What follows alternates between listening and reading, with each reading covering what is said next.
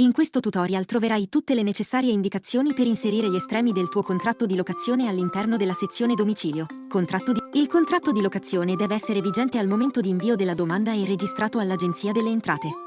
Per la compilazione avrai bisogno della ricevuta di registrazione e, se necessario, della proroga o del subentro a tuo nome.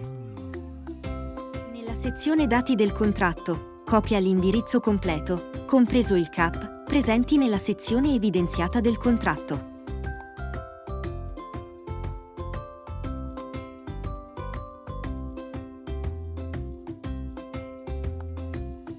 Inserisci il numero di registrazione, la durata, il nome del locatore e, se necessario, i dati della proroga presenti sul contratto.